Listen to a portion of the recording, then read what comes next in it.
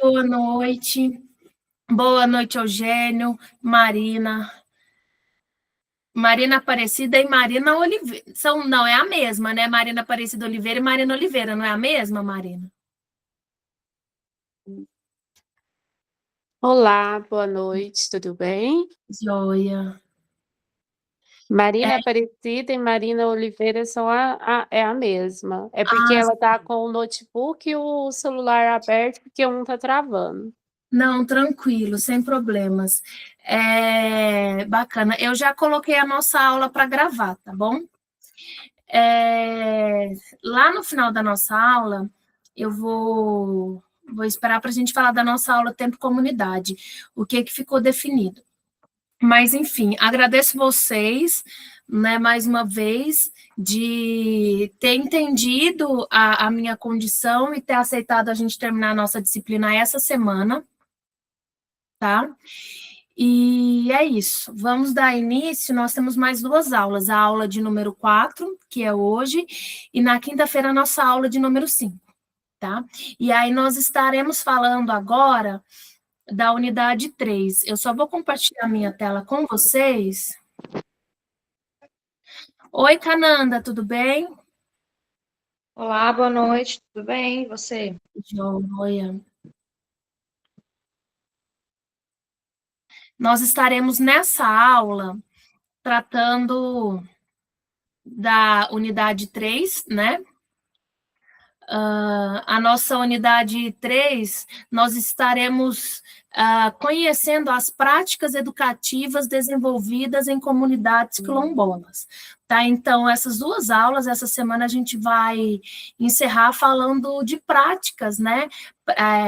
Práticas, quais são as dificuldades, quais são os sucessos, né? Práticas exitosas, né? De resultado positivo, que promovem uma educação antirracista e a valorização dessas comunidades quilombolas, né, desses saberes ancestrais.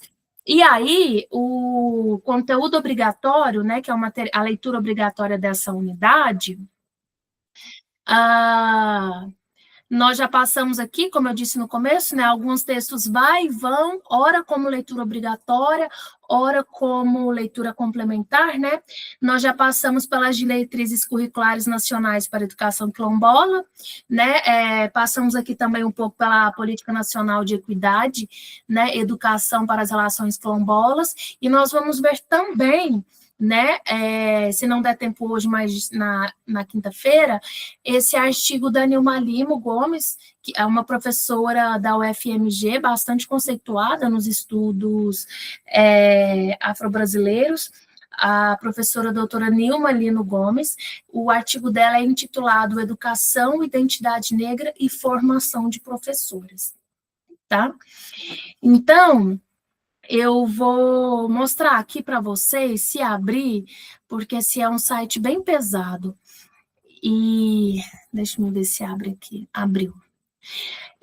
A nossa primeira leitura obrigatória, eu vou mostrar para vocês que são todas as leis, todas as diretrizes, todos os marcos legais que regem a educação quilombola.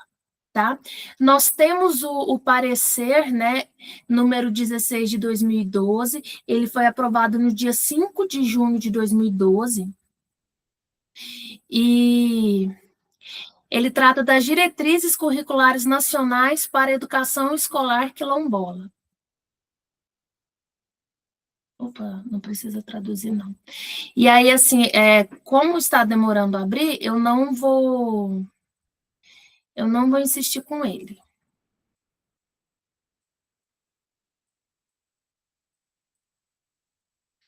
Nós temos aqui também, no ano de 2012, a resolução do Conselho Nacional de Educação, número 8, de 20 de novembro, que define as diretrizes curriculares nacionais para a educação quilombola na educação básica.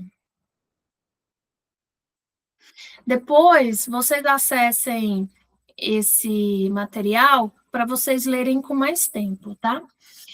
No ano de 2020, nós temos o parecer número 8, né, aprovado no dia 10 de dezembro, que são as diretrizes nacionais operacionais para a garantia da qualidade da educação quilombola. As duas primeiras, né, falam das diretrizes curriculares e essa terceira fala da garantia operacional e da qualidade dessa educação. Nós temos também o parecer aprovado no dia 13 de maio de 2021, que é o reexame do parecer anterior, né, de 10 de dezembro de 2020, que tratou das diretrizes operacionais para a garantia da qualidade dessa educação, né, das escolas quilombolas. E, por fim, nós temos o parecer número 7 de 2022, aprovado no dia 9 de novembro, que é a revisão e a atualização dessas normas, tendo em vista a aprovação do novo ensino médio, tá certo? Então, assim, eu vou deixar aqui, inclusive eu já vou colocar no WhatsApp, deixe-me ver, vamos colocar aqui de Jamil, e aí depois eu passo para Santa Cruz. Porque eu observei que nem todos têm acesso ao Moodle, né? Então, é muito importante que vocês, em outro momento, acessem esse material, tá certo?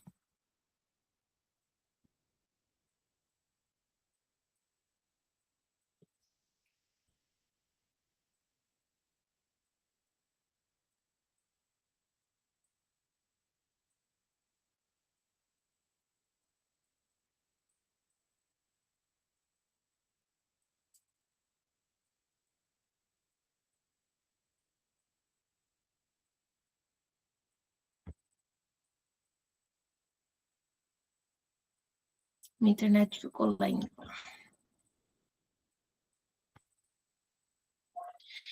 Então, eu já mostrei para vocês, né?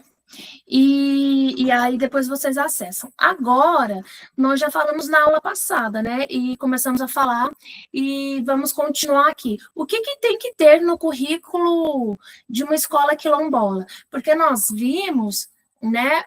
Nós estamos vendo aí, não é desde a aula passada, mas desde quando nós começamos a nossa disciplina, e principalmente na aula passada também, que o que difere uma escola quilombola de outra escola comum, né? O que difere são esses conteúdos voltados para a comunidade quilombola, né? Que são os saberes tradicionais, né? A agricultura, a culinária, a religiosidade, a arte e a espiritualidade, né? Então, assim, tudo que nós vemos nas escolas que não são quilombolas, né, que é a base comum, na escola quilombola existe também. Só que o que muda, só que o que difere é a forma como esse conteúdo é abordado, né? Então, nós vamos aqui, ó, nesse artigo, rapidinho.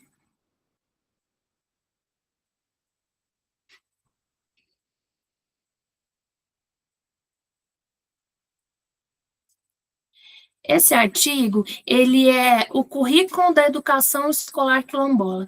Quem escreveu foi Rosilândia de Souza Rodrigues e Genilton Odilon Rego Rocha. Nós vimos, o que é o currículo? O currículo são aqueles conteúdos que o aluno tem que ver, né? E nós vimos que o currículo, como bem coloca Florestan Fernandes e outros autores, que o currículo ele é instrumento de poder, né? Ele não é, como que eu vou dizer? Ele não é inocente, digamos assim.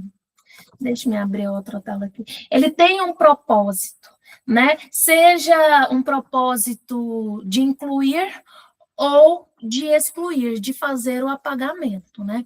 Então, nós vimos aí que durante muito tempo a nossa escola ela teve como objetivo apagar a verdadeira história dos escravizados no Brasil, né? E isso era intencional, não era um erro e não era uma falha. Esse apagamento, essa história mal contada e muitas vezes não contada, ela é intencional, né? E aí Na educação escolar quilombola,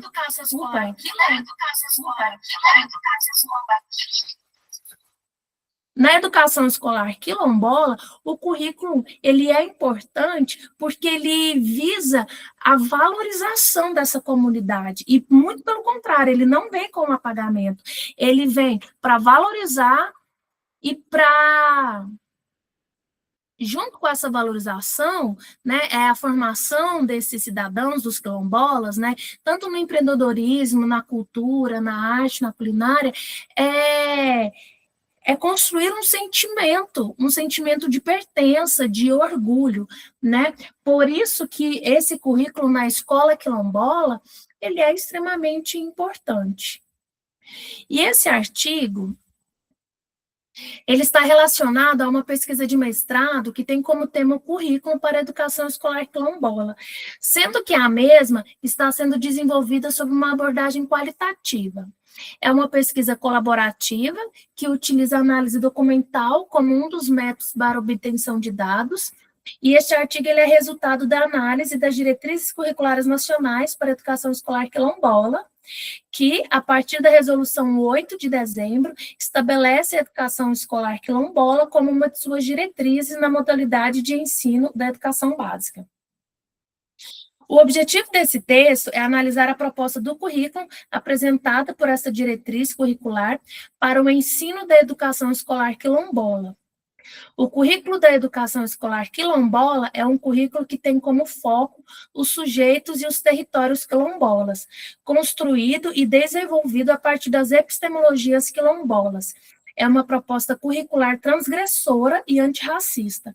Embora a resolução tenha sido estabelecida em 2012, o currículo da educação escolar quilombola ainda não foi efetivado na maioria das instituições de ensino, localizada nos quilombos e fora deles, que recebem estudantes oriundos dessa comunidade, sendo que muitos são os problemas que têm impossibilitado essa efetivação. Dessa forma, o desenvolvimento do currículo da educação escolar quilombola ainda é um alvo a ser alcançado. E, turma, nós já estamos vendo isso, né? Na aula passada a gente viu muito que falta de formação específica do professor afeta também, né? Porque na escola quilombola, eu vou perguntar para vocês, deixe-me maximizar aqui. Na educação, na escola quilombola, quem é o protagonista? Quem é o protagonista da escola, da educação escolar quilombola? Quem é a pessoa protagonista? Vocês conseguem me dizer isso? Uai, os alunos. Os alunos participando. Muito bem, os alunos, a comunidade. O professor, ele não é o principal, o professor é um mediador. Ou seja, o ensino, a fala, ela não tem que girar em torno do professor, ela gira em torno do aluno, né? E se isso não acontece, gira em torno do aluno, no assunto de interesse do aluno, mas como assim no assunto de interesse do aluno? O assunto de interesse da comunidade, né? Seja saberes tradicionais, seja culinária, seja agricultura, é aquilo que eu falei. Eu tenho que ensinar substantivos para os meus alunos? Sim, eu tenho. Mas qual é a temática, qual é o assunto motivador que vai me levar para os substantivos?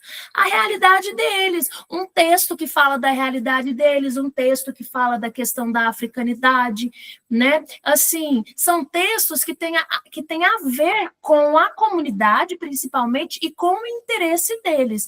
Não é trazer um texto aleatório, muito pelo contrário, tem que estar linkado com no mínimo, com uma educação antirracista.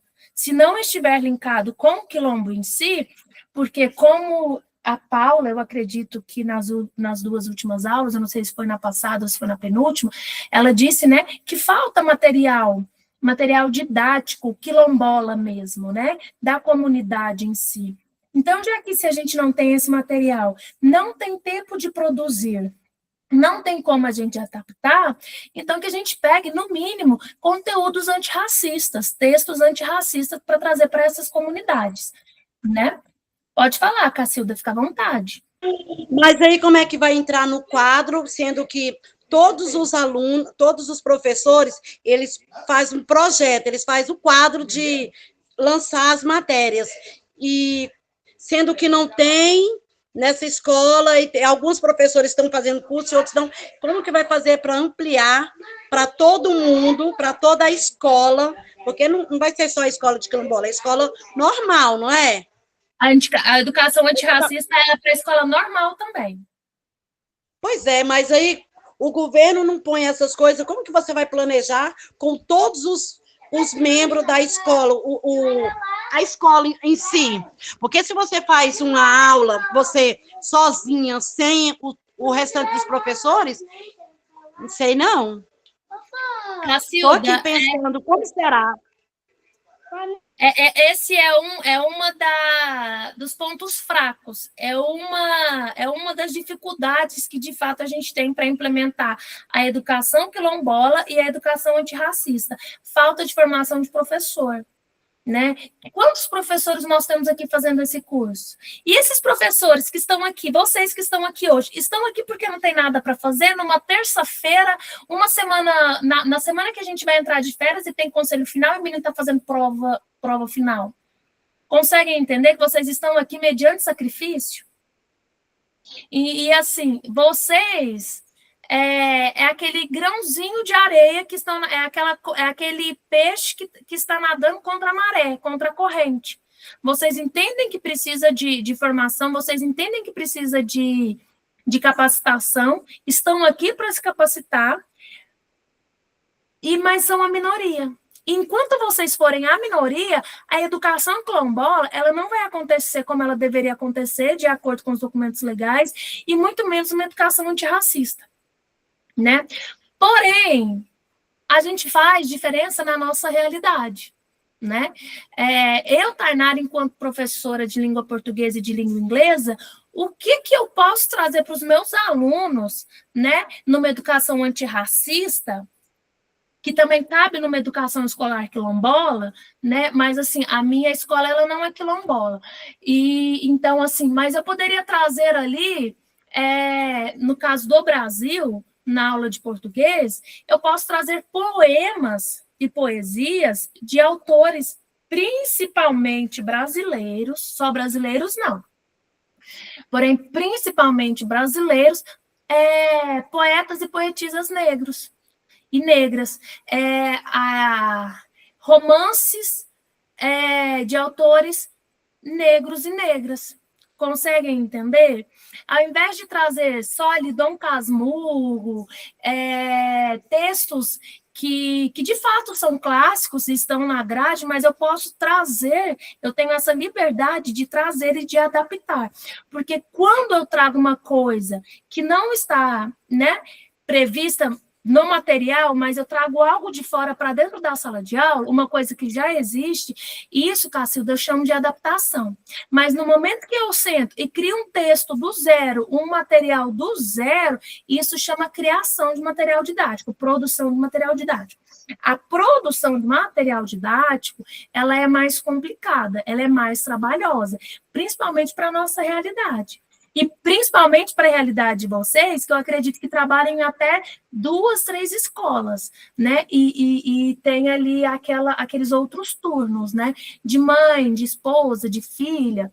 E é esse tipo de dificuldade que vocês enfrentam e que a gente enfrenta, né? Mas vocês entendem que não é porque a realidade de vocês não é fácil, vocês podem se eximir da responsabilidade de estarem buscando uma formação, né? Onde que eu acho muito louvável.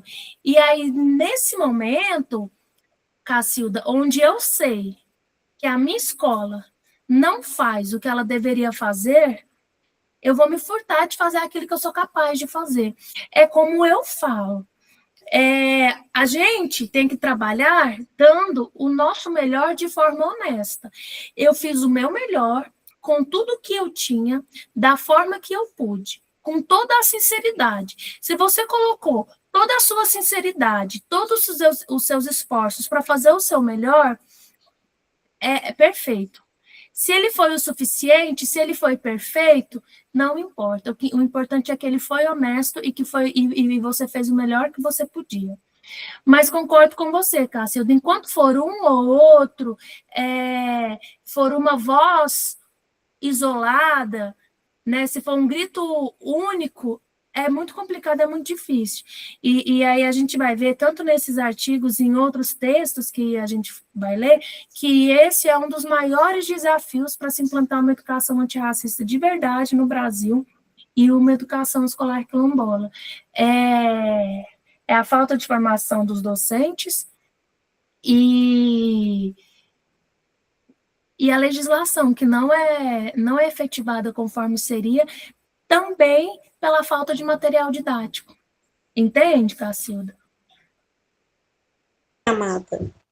Aí eu fico pensando assim, quem deveria fazer esses cursos também, não só professores, mas também os diretores, né? Que aí ampliava mais a visão de como lidar, de como fazer. Assim, só professor, porque a gente precisa receber ordem, né? A gente tem uma pessoa acima da gente. E nem sempre ela vai concordar. Sei lá, creio eu que não. Creio eu que sim também, às vezes. Aí deveria ter, né, a secretaria trabalhando junto, a secretaria principalmente. Aquelas pessoas lá de cima para comandar os de baixo. Porque fica difícil, os professores, aí fica meio difícil o quadro, né? Projetar, fazer um trabalho sem a aprovação das pessoas lá em cima. Concordo. Mas tem a dinâmica mesmo, igual assim. Quando estiver na sala, tiver recreio, esses trem dar uma aula também, né? Porque dependendo da aula que você fizer de quilombola, igual aquela boneca que se faz de pano, que só faz por amarração. Se você fizer um plano desse, com aquela boneca, alguns pais... Ai, vai desligar. Peraí que eu vou carregar meu celular. Peraí, rapidinho. Caiu.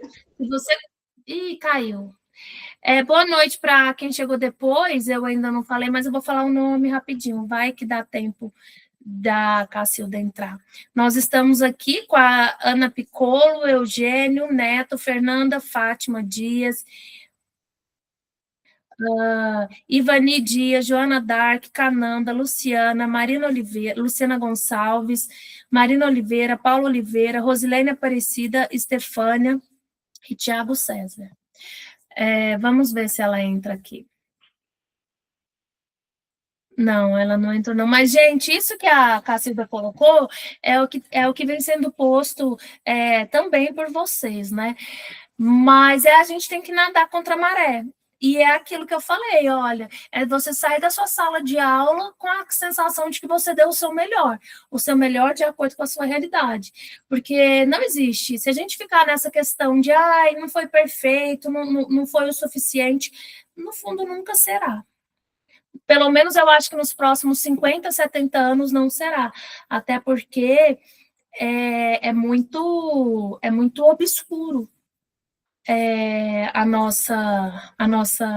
a projeção, o apagão de professores, né, daqui 30, 40 anos, é muito assustador as pesquisas, né, as probabilidades, né, para o futuro, para a nossa profissão, ela é muito assustadora, né, mas, enfim, quando a Cacilda voltar, ela complementa. E aí nós estamos aqui, de acordo com essa realidade. Mas aqui, o que é importante ter no currículo? Eu não vou ler a introdução, a metodologia, e assim, eu vou ler alguns pontos da educação escolar quilombola. A educação está em todos os lugares, seja no campo ou na cidade, nas metrópoles ou nas periferias, de modo que não interessa se o sujeito é pobre ou rico. O fato é que a educação afetará a todos. Pois, de acordo com Brandão, ninguém escapa da educação, em casa, na rua, na igreja ou na escola, de um modo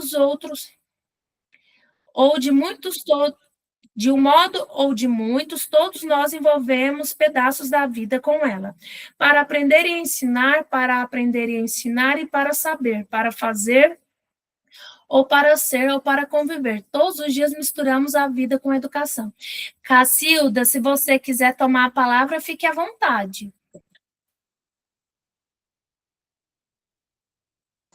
Não, era só isso mesmo. É porque, tipo assim, igual aquela da Dandara, né? Aquela bonequinha, é Dandara, eu acho, que ela é feita de nó, de amarração, né? Fizer isso com outras crianças que são evangélicas, eu não sei, pode causar até uma polêmica. Fala assim, realmente tem que fazer uma dinâmica, uma coisa assim, para facilitar e para que não haja assim tumulto em sala de aula, porque vão pensar que é coisas, porque tem pessoas, né, que são religiosas, acham que aquilo dali são demônios, que bonecas são demônios, que são entidades. É isso que eu fico pensando. E, Cacilda, você assim, está extremamente correta de falar isso. A Cacilda, ela disse uma coisa e a gente tem que pensar assim, e não causar tumulto, porque o desconhecido é o que gera o preconceito. E aí essas pessoas aí que consideram a religião de matriz africana coisa do demônio, é porque elas não conhecem. Entende? Então, a gente tem que ter um trabalho de desconstrução e, se possível, ao mesmo tempo de construção. Desconstruir os preconceitos e construir o respeito. Sim, é verdade. Porque eu tenho uma colega minha que ela é indígena. E esse dia eu estava conversando com ela a respeito dessas coisas, e ela também faz parte. Ela é indígena, faz parte do grupo, só que a mente dela assim, é totalmente assim. Eu falei, minha filha, se for pensar que tudo é demônio, nós nem vive, nem sobrevive. Nós está no mundo aqui à toa. Aí ela, eu falei, não pode ser assim. A gente, para falar também de outras religiões, a gente tem que conhecer, não é só aquilo que a gente aprendeu, realmente a gente tem que estudar, ver. Eu, até uns tempos atrás, eu tinha muito medo mesmo, não chegava nem perto de pessoas falavam que eram macumbeiros, falassem que era. Minha irmã, eu dava volta lá no último ponto. E não é nada disso, são seres humanos, cada um com a sua religião, respeitando. Eu sei agora, né, porque eu estou estudando, que tudo aquilo que eles fazem, a gente faz, mas é diferente. A forma da gente se relacionar, né? O giro que faz da igreja, quando você está na unção, é a mesma que eles fazem do candomblé. Porém, com nomes de religião diferente. O pandeiro ali também.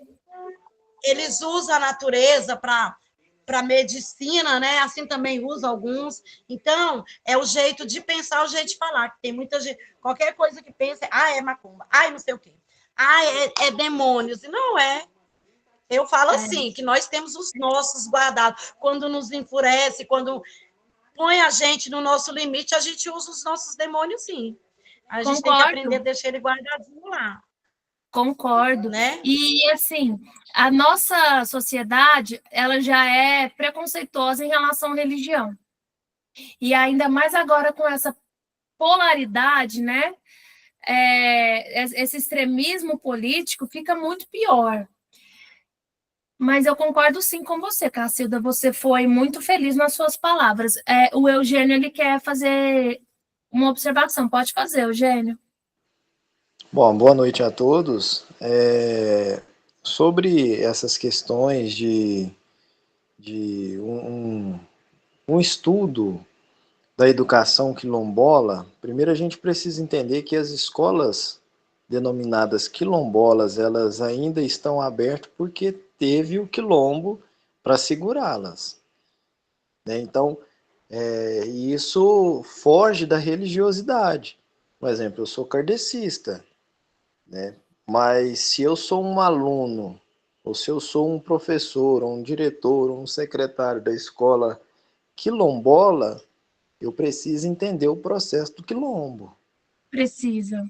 Isso foge eu tenho medo disso, eu não tenho medo disso, é isso que acontece ou é isso que não acontece.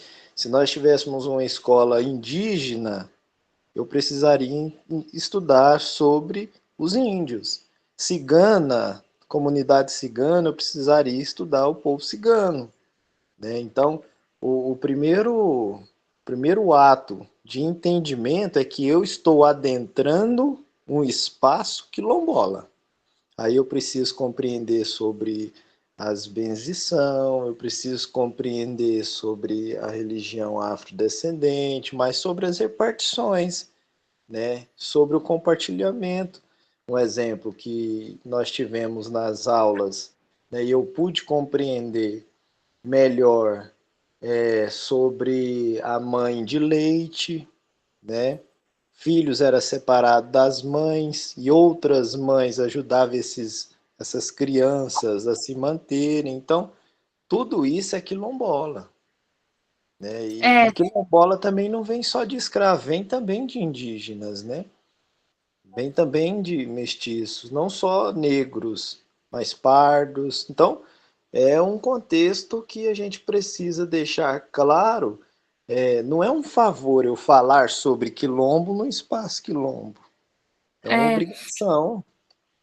E aí você falou uma coisa que eu queria ter falado para a Cacilda e eu me esqueci.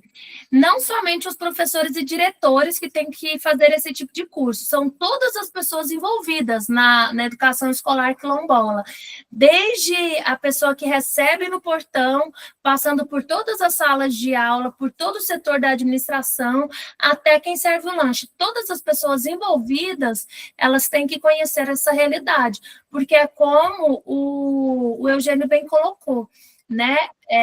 Para ser educação escolar quilombola, tudo gira em torno do quilombo. Então, como que eu estou me propondo a trabalhar nessa escola sem conhecer? E é aquilo que eu disse agora há pouco, o preconceito, ele vem do desconhecimento. Muito obrigada pela sua colocação, Eugênio. Pode falar, Cacilda. Eu falo assim, é porque aqui em Santa Cruz ainda não tem a escola.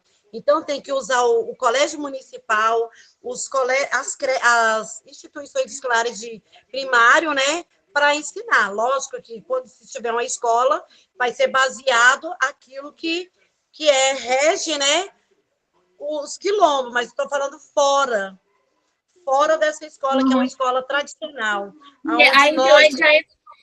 Desculpa, pode falar. Não, pode falar. Deixa eu só escrever aqui. Igual lá, a gente está querendo... Não sei se vai ter escola aqui, nós temos os quilombos, mas, porém, tem as escolas municipais. É nesse sentido que eu estou, assim, descrevendo o caso. Aí, Cacilda, educação escolar quilombola se faz dentro da escola do quilombo. Ou seja, é aquela educação que gira em torno dos saberes ancestrais, gira em torno do que interessa o quilombo, né? Dos assuntos que têm interesse ao quilombo. Mas aí o que acontece fora da escola quilombola é uma educação antirracista, né? E aí nessa educação antirracista pode sim falar de quilombos e tudo, mas o foco, as práticas não é voltada, né, para a comunidade, porque na escola quilombola, como você bem falou, o protagonista é a comunidade, são os alunos. Na escola regular, deveria ser os alunos, mas a gente sabe que a educação ela não gira em torno dos alunos, ela já tem um currículo engessado, pré-estabelecido. E aí, nessas escolas, entra a Lei 10.639, que estabelece a educação antirracista, que é o ensino da cultura e da história africana e afro-brasileira. Então, isso aí é uma educação antirracista. Aí, nessa educação antirracista, eu posso sim pegar textos quilombolas, eu posso sim pegar textos e músicas e saberes, né, dos povos africanos e afro-brasileiros, mas para ser educação escolar quilombola, ela tem que acontecer dentro da escola quilombola, que todas as práticas de ensino girem em torno dos interesses do quilombo. Ficou claro, Cacilda? Sim, amada. Obrigada. E é isso. Lembrando que eu disse que nem toda educação, eu disse há algumas aulas atrás, que toda educação escolar quilombola, ela é antirracista. Mas que nem toda educação antirracista é uma educação escolar quilombola. Por quê? Para ser educação escolar quilombola, tem que acontecer dentro do quilombo. Mas para ser uma educação antirracista, ela pode acontecer tanto numa escola que não é especificamente quilombola, e tanto numa escola quilombola, entendeu? A educação antirracista, ela acontece em todos os tipos de escola, inclusive na educação escolar quilombola. Mas para ser educação escolar quilombola, tem que acontecer dentro da escola quilombola, beleza? Porque as práticas, as metodologias, elas serão diferentes, elas deveriam ser diferentes, né? Mas aí a gente já começou a ver aqui nesse artigo que nem sempre é assim. E a gente vai ver em outras leituras também que às vezes, que em muitos casos, o professor está dentro do quilombo, a escola é uma escola quilombola, mas as práticas de ensino, elas não são voltadas para os interesses e os saberes dos quilombos, entende? Aí, se isso não acontece, fica sendo uma educação comum, tá? Se outras pessoas quiserem fazer colocações, fiquem à vontade, tá? E aí, aqui, ó.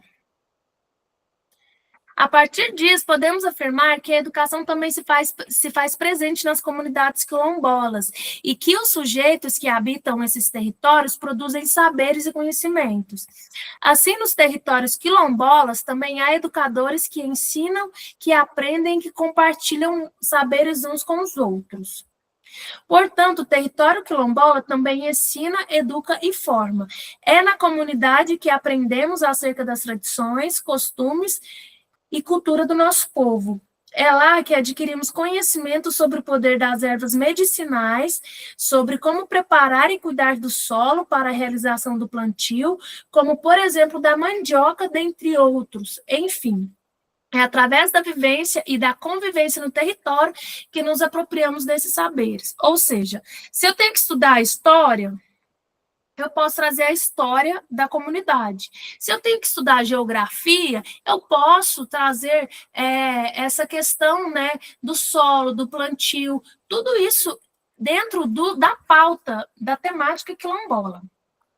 Dessa maneira, é no território que obtemos a aprendizagem da educação quilombola. A aprendizagem essa transmitida através, transmitida através da convivência, da partilha, da observação, da participação, da roda de conversa conduzida, sobretudo, pelos mais velhos. A educação quilombola é produzida e pertencente ao seu território, de maneira que a educação quilombola bebe, se sustenta e se inspira no fazer quilombola e nos saberes. Ou seja, é evidente, mais uma vez, que tudo gira em torno da comunidade e dos quilombolas. A educação quilombola está presente na cultura da comunidade, nas tradições, nas festas e festejos, nas religiões. Portanto, ela se faz presente no território, em todo o território. Os banhos e chás das ervas medicinais, as lutas por reconhecimento e demarcação de territórios, a luta por saúde, educação, isso tudo é fonte de ensino e de aprendizado quilombola. Desse modo, podemos afirmar que não há educação quilombola, saber e aprendizado nos quilombos, sem a existência do sujeito e do território.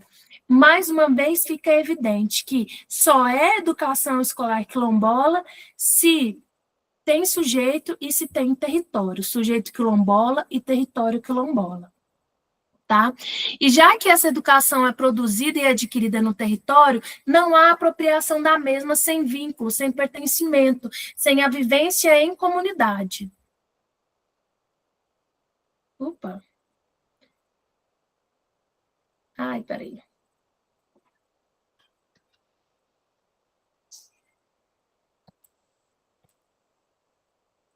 Sem a vivência em comunidade. Deixa eu só tirar vocês daqui.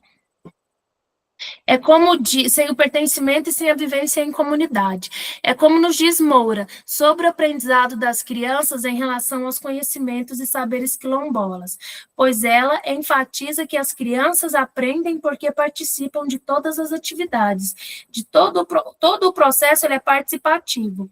As crianças e jovens querem tomar parte dos rituais, porque eles fazem parte de sua vivência e reafirmação, a noção de pertencimento àquela comunidade. Vocês conseguem entender aqui o que a gente vem falando, né?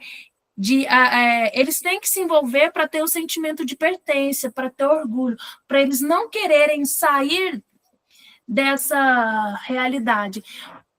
Por exemplo, se a criança ela não vive aquilo, se ela não tem orgulho das origens dela, da ancestralidade dela, se ela não aprendeu a valorizar a sua beleza, a ter uma autoestima, o que ela vai fazer? Ela vai querer se afastar, né? Ela vai querer sair daquele grupo. E aí, quando a gente faz uma educação escolar quilombola, né, de forma como ela deve ser, de valorização, ela vai ter aquele sentimento de pertença, porque ela até pode sair, porque às vezes ela vai precisar de sair para estudar, né, mas ela vai voltar. E mesmo que ela não volte para viver ali na comunidade, o conhecimento que ela adquiriu, de uma forma ou outra, ela vai conseguir voltar para a comunidade dela, fazer com que aquilo que ela evoluiu, de uma forma ou de outra, ela vai conseguir alimentar a comunidade dela com o conhecimento que ela adquiriu. Estão compreendendo? Dá um joinha assim para cima se sim, ou um joinha assim para baixo se não. Maravilha. O aprendizado, então, na escola, alguém levantou a mão? Pode já entrar, tá? Quem quiser falar já pode tomar meu turno, não tem problema não. Olá, professora. Tudo bem? Tiago. Sim, essa questão aí é muito complexa mesmo. Todo mundo que falou aí, Cacildo, das outras colegas, Paula, colega minha de escola lá também, mas muito igual já falaram, um preconceito, não um conceito. Porque igual eu posso falar aqui em grupo, até minha mãe tá brava comigo, todo mundo aqui, babá. Eu tô participando do Moçambique, ela tá brava também. Aí eu falo, mãe, o santo é tudo coisa, só que mudaram os nomes lá do que veio lá da África. Só mudaram porque vieram pro Brasil. Essa parte eu já entendi também. Porque, Oxalá, Oxum, tudo é Deus. Pronto, é um Deus só que nós tem. Pronto, só muda o termo e o jeito de venerar lá e fazer. São santos. Aí tem a Nossa Senhora do Rosário, que tá nos Congos, nos trem. Quem que é ela? Iemanjá. Aí Iemanjá. Pois é, então, eu faço uma mãe, tudo é a mesma mãe, mãe é uma só, não é para nós, aqui no catolicismo aqui nosso, aqui nós tem 10 mil Ave Maria, a mesma coisa, eu falo só porque nós lá só tem uma, mas virou a mesma coisa, que vira ao contrário, mas eles adotou Nossa Senhora do Rosário. Então, assim, aí você vai explicar isso aí dentro igual a senhora tá falando aí, é complicado, de quem já tem uma doutrina, já desde lá de baixo, eu falo assim, mãe, eu vou falar aqui, vai ter a Paula, vai ter todo mundo aí. Minha avó, vou falar, era macumbeira, ela benzia. Como é que ela benze? A minha bisavó também benzia.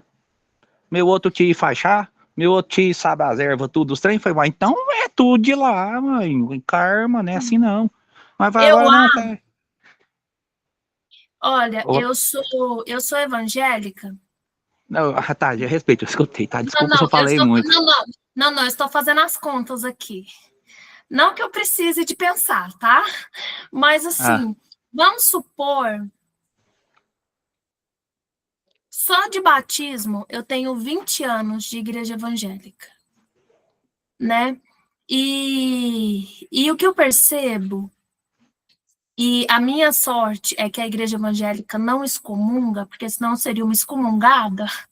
Não, você está trabalhando, calma. Não, porque é o que eu penso. Entendi. É o que eu penso e é o que eu defendo, eu sou a ovelha teimosa da igreja, pastor já, entendeu? Eu bato de frente com liderança, tá lá no culto, eu falo, opa, não é assim que a gente vê as coisas, não, entendeu? Eu sou chata, mas eu sou legal. A vida tem me mostrado a minha caminhada dentro da igreja evangélica e a minha caminhada no conhecimento, né? porque eu me abri para conhecer um pouco mais das religiões de matrizes africanas, eu me abri para conhecer o espiritismo, não que eu frequente o centro espírita, mas a minha mãe frequenta, e eu procurei saber mais disso. Então, assim, eu acho que nós temos uma árvore única que bebe numa raiz só de uma religião. E aí, essa raiz que bebe numa fonte só, ela vai por galhos. E cada galho representa uma forma diferente de se relacionar com o sagrado. Mas que, no final das contas, com o sincretismo religioso, tudo tem uma fonte. Então, eu tenho que parar de achar que o que salva é a minha religião. E pior, eu conheço gente que acha que o que salva é a igreja da pessoa.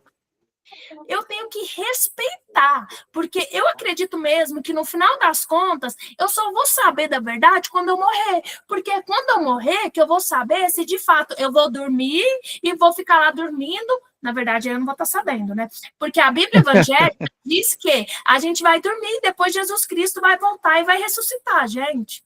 Você consegue entender? O espiritismo não. Ele já fala que a gente vai reencarnar, que são as duas. Eu não posso falar mais das religiões de matriz africana, porque eu não tenho muito conhecimento, eu estou aprendendo agora, mas eu só acho que depois que a gente morrer, que a gente vai saber o que de fato é verdade e o que de fato era mentira. Entende? Eu já fui muito em igreja evangélica também, e eu gosto dos louvores, viu? Adoro. Mas assim, a gente tem que saber respeitar, porque eu acredito na Santa Igreja Única. Entende? Na Santa Igreja Única. Porque muito mais do que levantar uma bandeira de igreja, né? É eu fazer a caridade, é eu fazer o bem. E isso aí está acima de qualquer bandeira de religião. Porque se a gente fosse ver mesmo de verdade, não poderia nem existir o protestantismo, porque ele nasceu de uma revolta do rei, que não podia casar pela segunda vez, e aí esse rei saiu da Igreja Católica e fundou a igreja dele.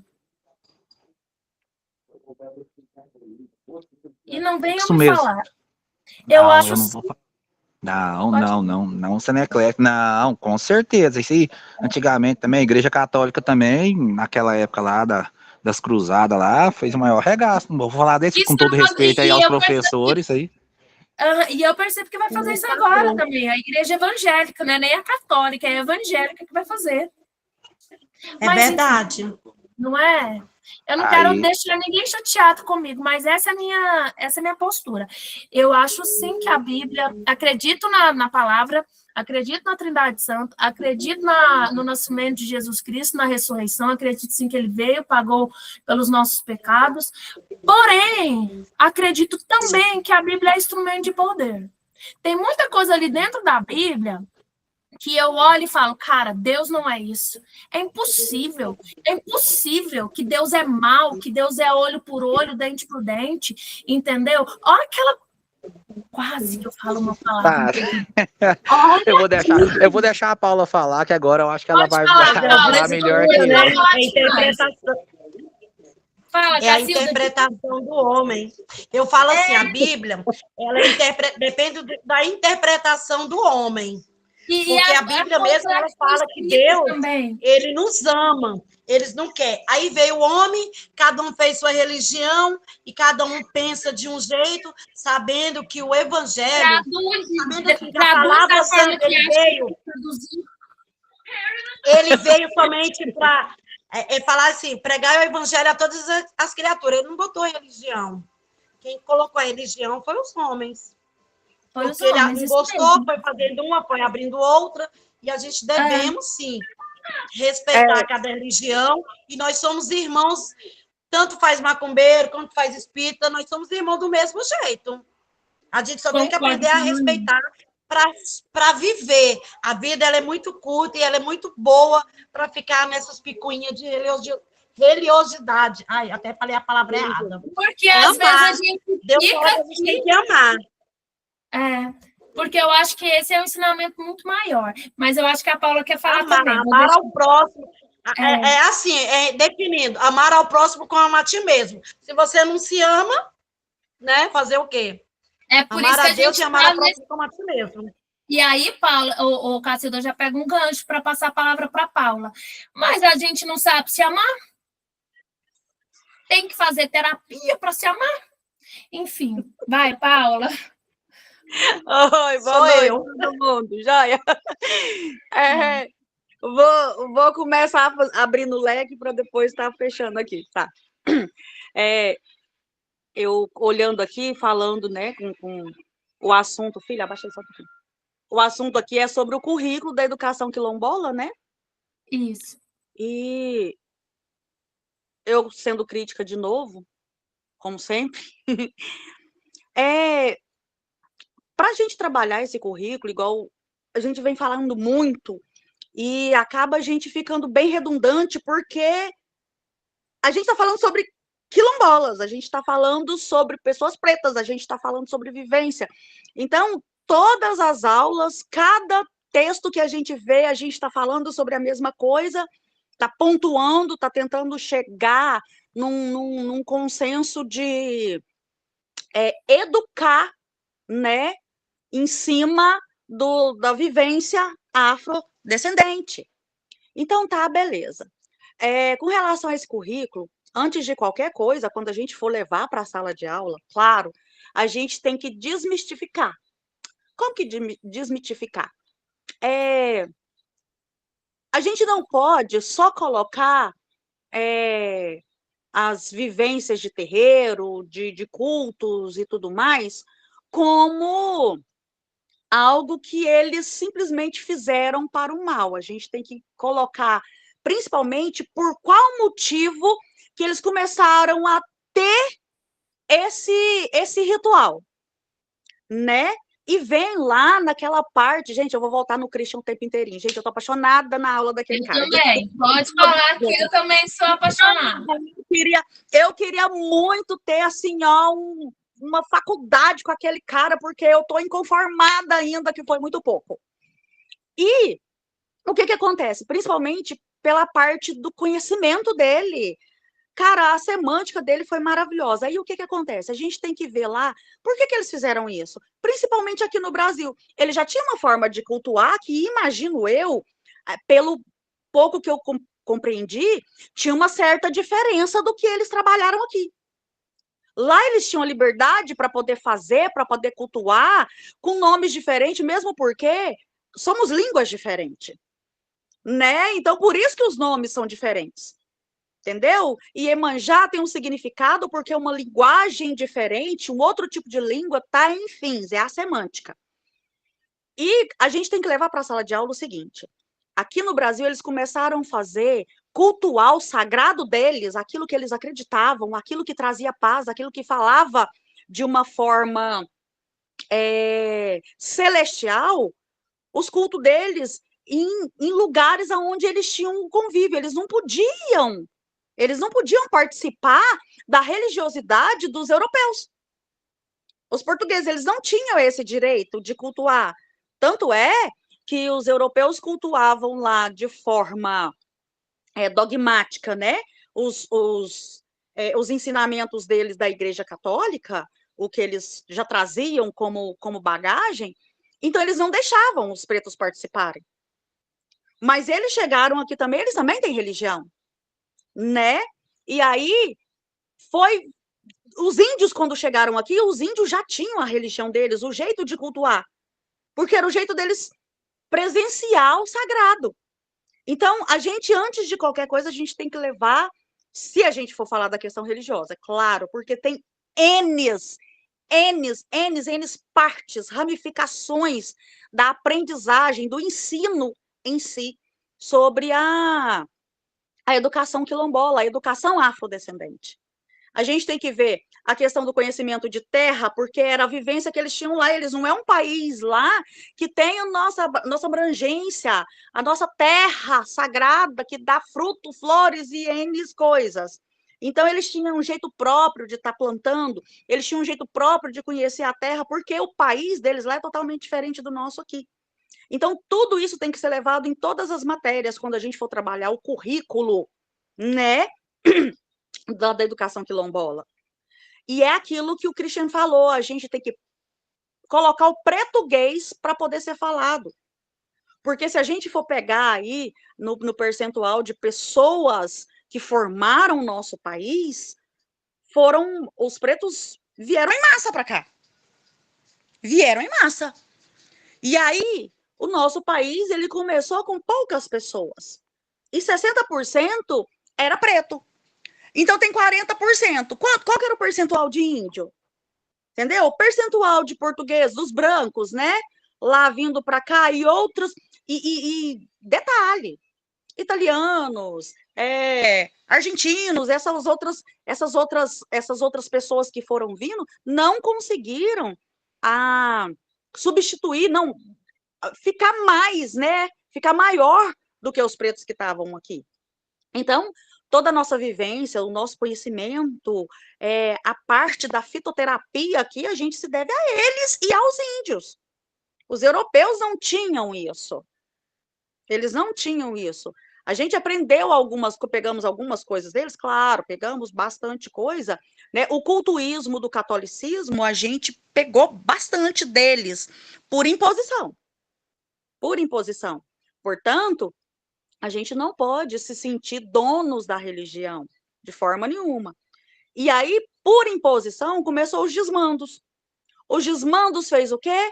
Fez com que alguém, que você disse, protestasse. O nome certo é protestante. Eu não sei por que tem gente que às vezes fala assim, gente do céu, eu sou crente.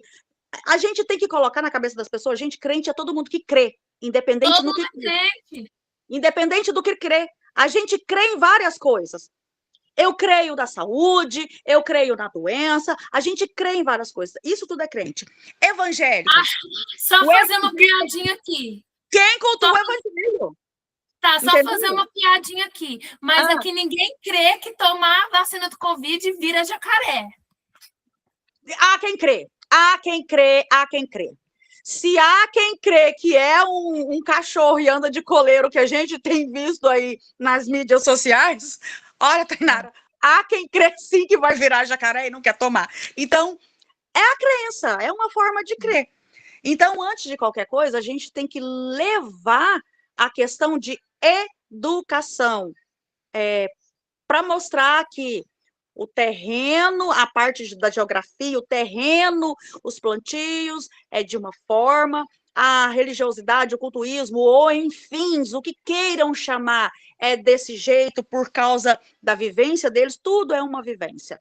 Então, se a gente for trabalhar com currículo, a gente tem que pegar o currículo ao pé da letra. Por que é currículo? Por que a gente tem que estudar isso? Mesmo porque eu bato o pé pra caramba.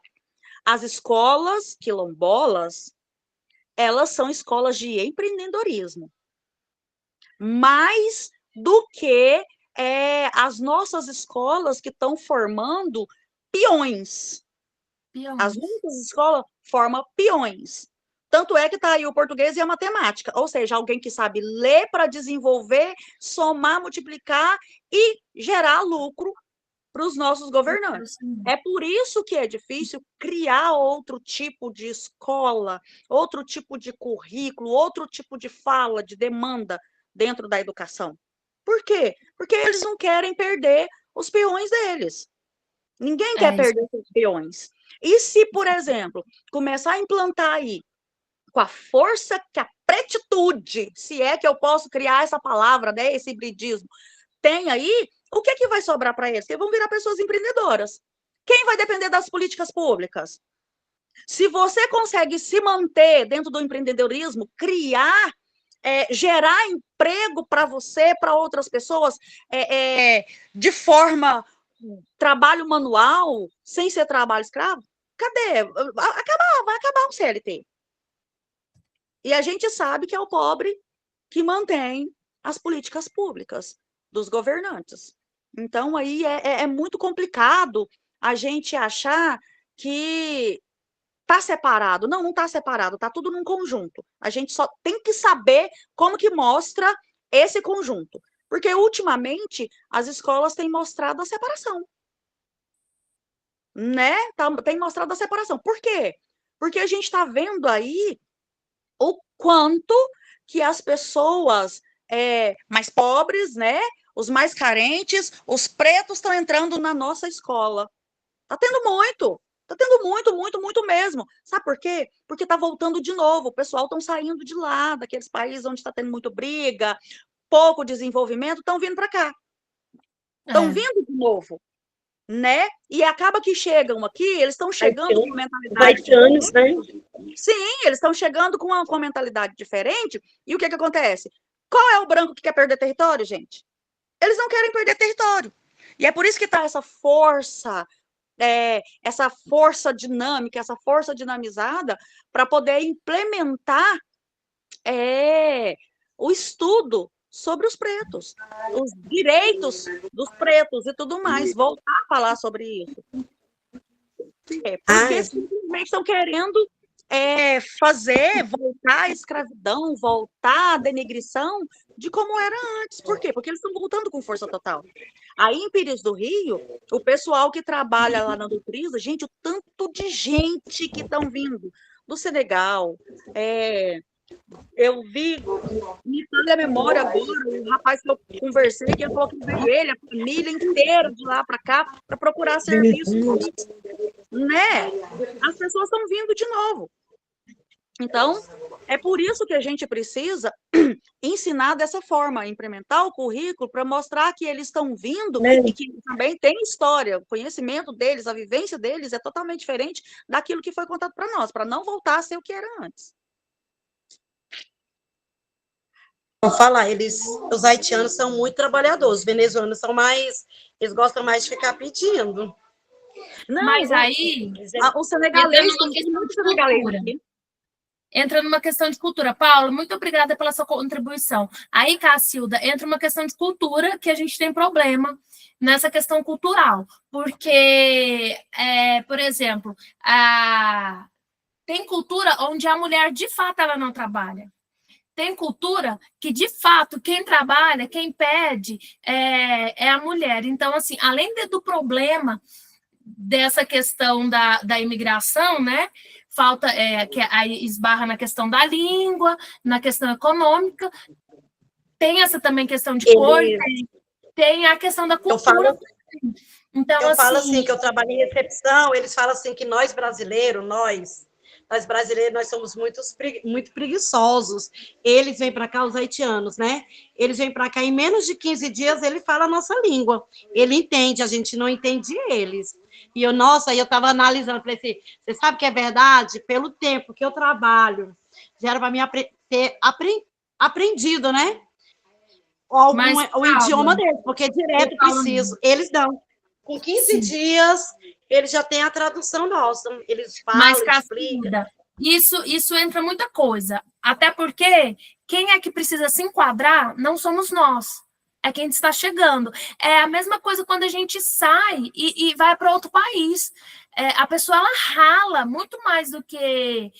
quando ela é imigrante, ela tem que caminhar dobrado para conseguir... Não é nem ficar em pé de igualdade, é para conseguir ter um mínimo. Então, assim, isso é bem... É uma pauta bem vasta para a gente falar, mas eu acredito que o fato de eles estarem num país estrangeiro fazem eles trabalharem dobrado, inclusive na questão do aprendizado, porque língua é poder.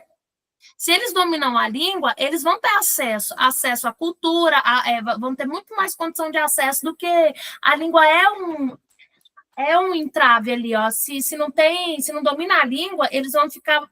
Entende o que eu quero dizer? Eles não vão conseguir se estabelecer minimamente possível aqui. Eu falo assim, porque eu falo que os venezuelanos, eles gostam mais de pedirem, eles são mais pedintes. Os Tahiti, esses que eu falei para você, eu nunca vi eles pedir esmola, eles estão em semáforo, nesse tem não.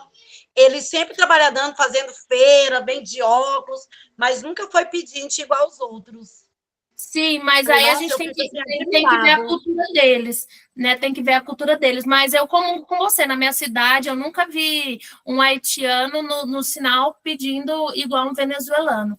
Mas, assim, eu só vou passar a palavra para o Tiago, porque ele levantou a mão e aí depois ele abaixou. Mas, assim, Cacilda, eu concordo com você. Eu acho que você foi bem, foi bem na sua colocação. Tiago, você ainda quer fazer algum comentário?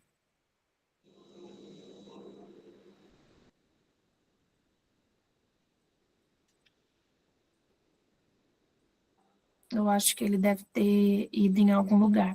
Mas é isso. Vocês estão compreendendo tudo que está sendo falado aqui? Está fazendo sentido para vocês?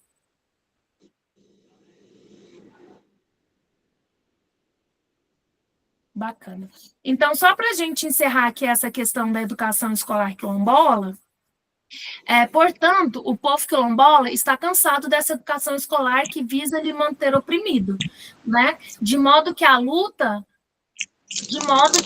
e almeja por um ensino que reconheça sua existência, que viabilize suas lutas e que lhe coloque como protagonista do seu processo de ensino. Enfim, uma educação que tenha como base o território e os sujeitos que nele habitam, né? E aí é como um dos resultados, né? Porque eu disse, e a gente sabe que nada foi dado na benevolência política, e sim através de luta. E como resultado, né, desse processo de luta por essa educação, foi instituída em 2012 as diretrizes curriculares nacionais para a educação escolar quilombola, né? E aí, essas diretrizes, a gente não vai passar por ela, mas que ela coloca aqui a direção mesmo, o que de fato tem que ter na educação escolar quilombola. E aí, nós vamos só pegar aqui... Sobreviventes. Se eu conseguir pegar alguma coisa para comer, vai fazer muita diferença. Alguém vai falar alguma coisa? Agora, no 8º dia, predadores estão começando. Jesse, não se Tem mete. alguém com o áudio aberto. Vou fechar aqui o áudio que está aberto. Fica tranquilo.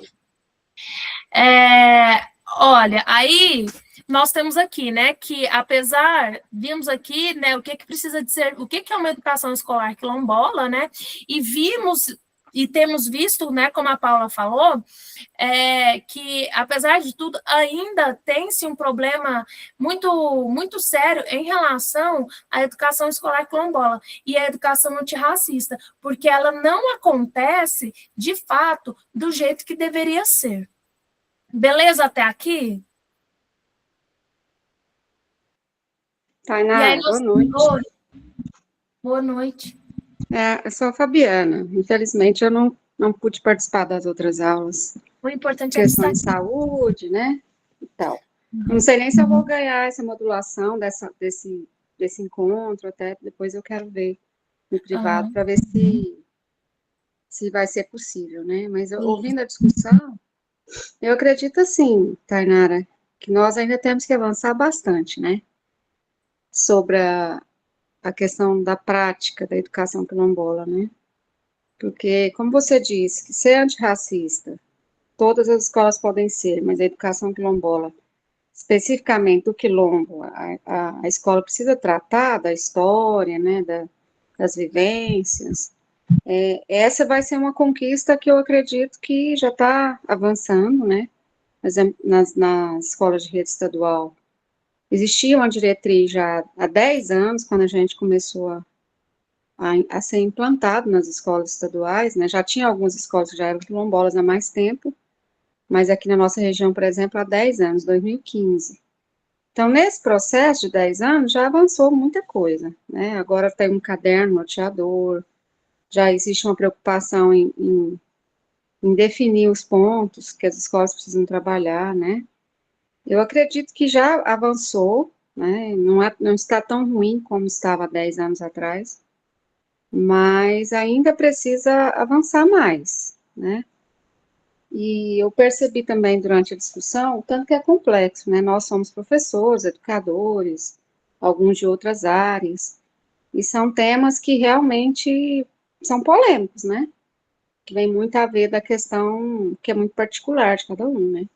E esse conflito, ele chega na escola, com os colegas, com a gestão, né? Onde a gente vai, aos poucos, respeitando, cada um colocando seu ponto de vista, Com os mas pais, sem perder de vista, né, as diretrizes. Assim, a gente trabalha aqui há 10 anos já na escola, com as diretrizes lá que foram lançadas em 2012, e essas diretrizes, elas nortearam o trabalho nosso desde o começo, desde 2015, quando a gente começou, foi com base nas diretrizes curriculares. Então, eu acredito que o caminho ainda é as diretrizes curriculares nacionais, quilombolas, né? Aí vieram as novas leis, a 2003, depois 2011, mas não tem como fugir das diretrizes, não. Eu acho que a escola, se ela estiver disposta a implantar, a fazer uma educação, pelo menos para que caminhar no caminho do que deve ser, é colocar as diretrizes em prática. E lá fica muito claro, né, que o currículo, ele é construído pela vivência da comunidade, assim, a gente, até de forma utópica, né, porque a gente não pode, não tem essa liberdade para deixar o currículo que vem, né, da escola regular para trabalhar apenas a vivência da escola quilombola. Deveríamos ter mais tempo para isso, né, mas o caminho que a gente optou aqui na nossa escola foi integralizar, né, aproveitar as vivências, aproveitar o cotidiano, o que era proposto dos revisas, né, de toda a carga curricular que já vem pronta, para que a gente possa trabalhar essas temáticas e trazer a comunidade para dentro da sala de aula. É um desafio muito grande, mas a gente tem vivenciado muitas experiências boas, mas ainda precisa avançar. Então, o que eu penso que ainda precisa mudar, eu acho que é quase uma utopia a gente pensar que a gente vai construir um currículo como quilombo, porque nós não temos essa liberdade. Dentro das diretrizes é colocado que você pode construir, que você pode, a partir das vivências, trabalhar matemática, português, geografia, arte, né? Mas a gente sabe que essa ainda é uma realidade um pouco distante, até porque a gente estaria trabalhando esse estudante também fora do contexto global, né? Então, é tentar aliar as duas práticas, é trazer essa vivência para a sala, sem ignorar os conteúdos da base comum, né, que o estudante ele precisa ter acesso.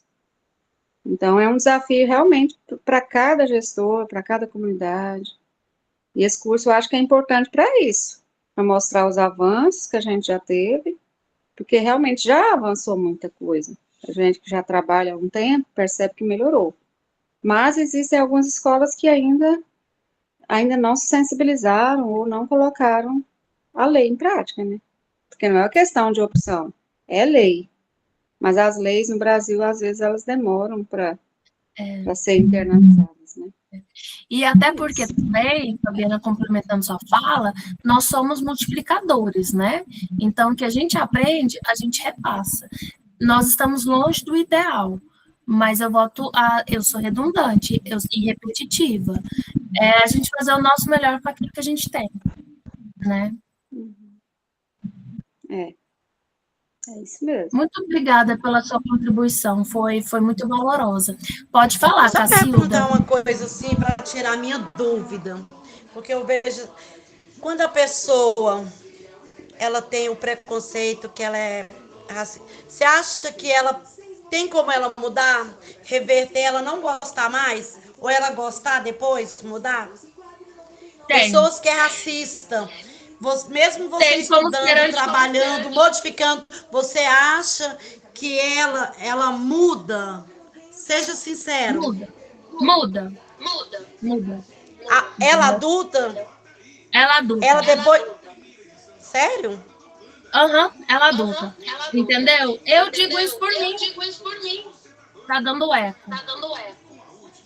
Eu tinha um preconceito seríssimo em relação a outra religião. Eu mudei. São todos? Não são todos. Mas em relação à cor, a preconceito de cor, eu costumo dizer que nós precisamos ser racistas em desconstrução. Porque, em certa medida, todo branco ele é racista. Por quê? Por conta do racismo estrutural. A gente nasceu numa sociedade racista. Então, às vezes, a gente tem condutas racistas que a gente nem percebe que nós estamos sendo racistas. Inclusive, assim, em frases, inclusive em colocações. Mas no momento que a gente se depara, no momento que eu me deparei, quantas falas eu já tive, né? Quantas visões eu já tive, quantos pensamentos eu já tive. Por exemplo, uma coisa ali que é preconceituosa é você acreditar que realmente o preto ele não tem, o preto não é tão inteligente quanto o branco, porque os brancos que acessam mais a universidade. Aí você pensa, nossa, é verdade, tem muito mais preto dentro da cadeia, tem muito mais preto tem muito mais branco dentro da universidade. Mas aí depois você começa a ver que é uma construção social para isso.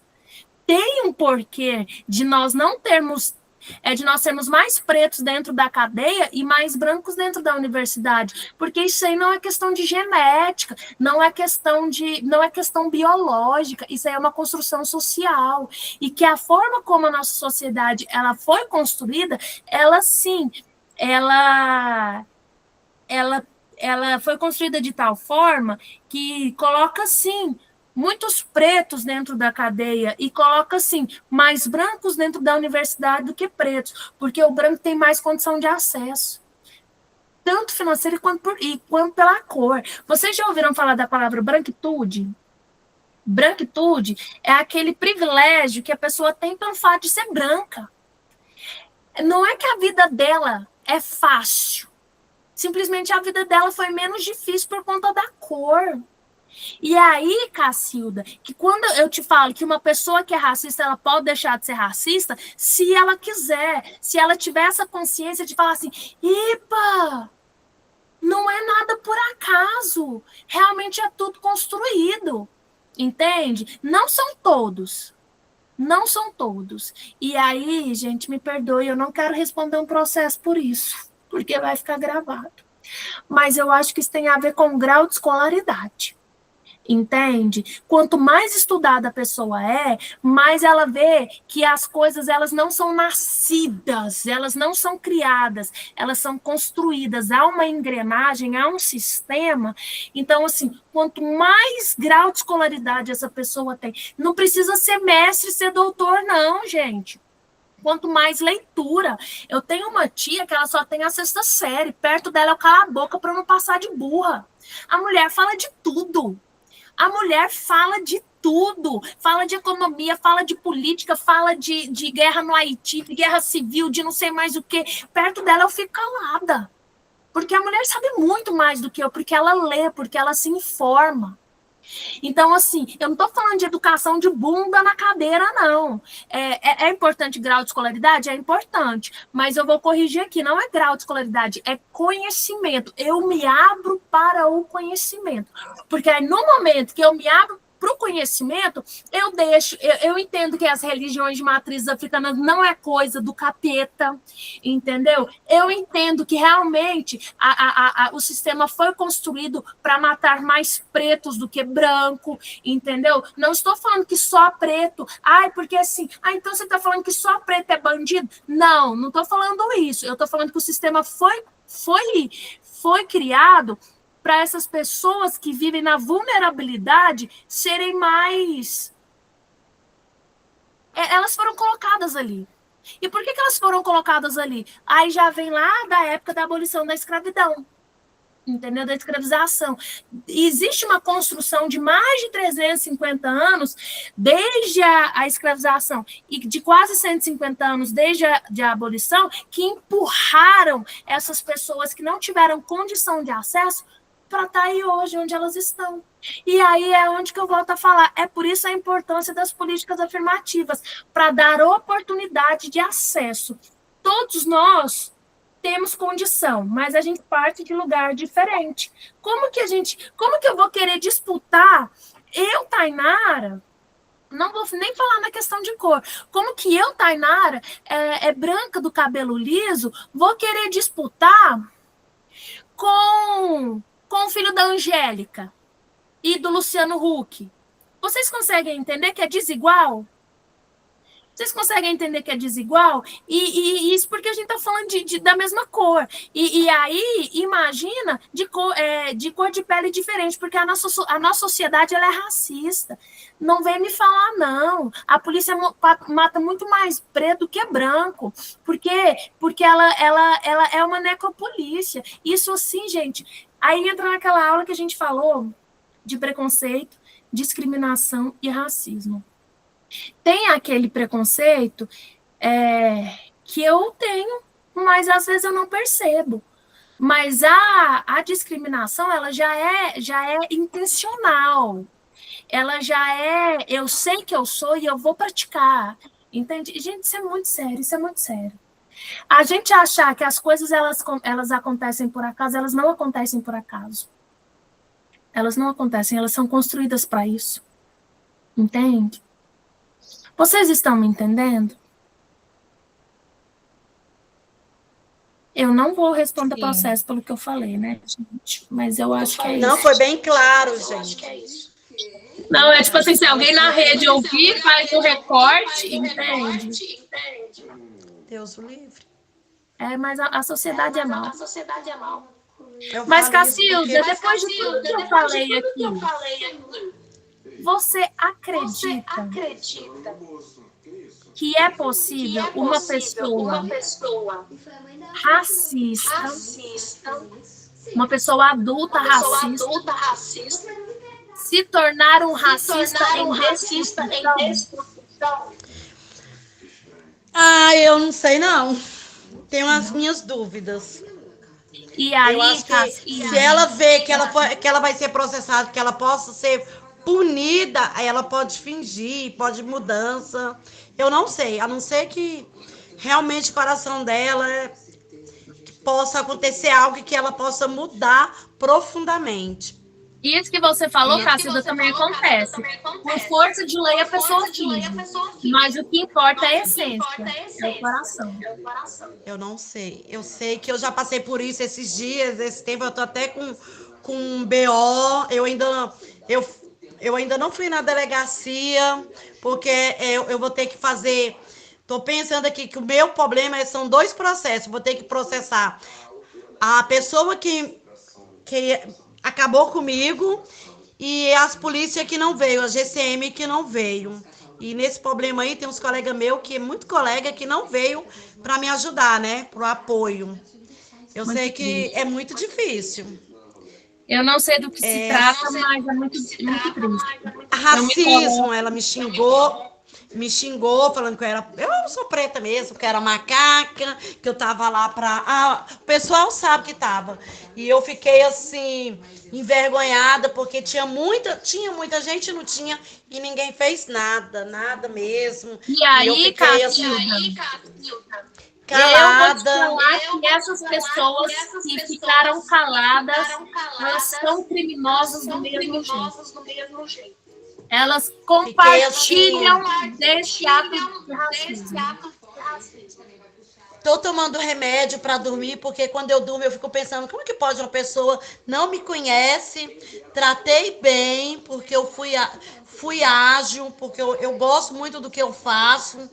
É assim, eu posso até mudar de profissão, mudar para outra área, que eu sei que eu sou capaz, mas eu gosto de ficar ali, eu gosto de ajudar as pessoas.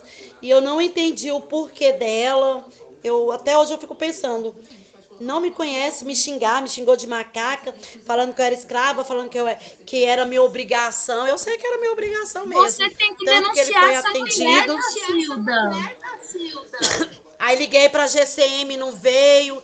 Aí eu posso entrar com um processo. Falou que eu posso entrar. Eu tenho 2 processos para entrar contra a GCM. Só que eu fico assim, sabe? Sei lá, às vezes eu me pergunto o tanto que a pessoa é mal, o tanto que o ser humano, ele é cruel. Não é com Ele é cruel. pancada, com tiro, é com as palavras. Com as palavras, mas em relação, você pode até não abrir um boletim de ocorrência e um processo contra a GCM. Mas em relação a essa mulher, no mínimo, você tem que abrir. Aí eu tô tomando remédio, eu fico assim, às vezes, se eu não tomar remédio à noite, eu fico lembrando da cena e eu paralisei. Ela queria que eu falasse alguma coisa e assim, foi tão profundo que eu fiquei calada. E ela fala, você tá com... Aí o policial perguntou, por que você não falou? Por que você não reagiu? Eu falei, ué, por quê? Porque eu fiquei paralisada, eu não lembrava que eu podia falar, que eu podia me retrucar, né, me defender. Eu entendo. Eu fiquei tão... Até hoje eu fico pensando, tão passada que eu fiquei, me deu vontade de dar na minha cara, mesmo, falar assim, para ver se eu reajo. Podia ter falado, enfrentado, dado nela também. Mas o que eu fiz? Eu vou te falar uma Fiquei coisa. paralisada. Cacilda, ouça o que eu vou te falar. Respira fundo e se perdoa pelo fato de você não ter reagido. E a nobreza está aí no fato de você não ter reagido. Mas você tem que liberar perdão para você em primeiro lugar. Tá. Porque quando você entrou em choque, se perdoa.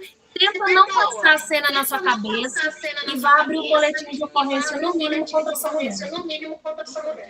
Pois é, eu falei assim, gente, a mulher nem... Sei lá, eu fico me perguntando. Aí eu passei pelo psicólogo, esses trem, tô tomando medicamento pelo médico, mas eu fico assim, boba, que a mulher queria me bater do nada. Tipo assim, eu só dei um passo na minha cadeira, porque minha cadeira tem roda, né? Afastei e peguei meu telefone, que ela queria me bater. Eu falei assim, a mulher nem me conhece, nem sabe se eu andar armada, qual seria a minha reação. Não sei se ela confiou porque eu trabalho em órgão público, né? Falei, assim, muitas perguntas. Eu lamento muito tudo isso. Espero que você consiga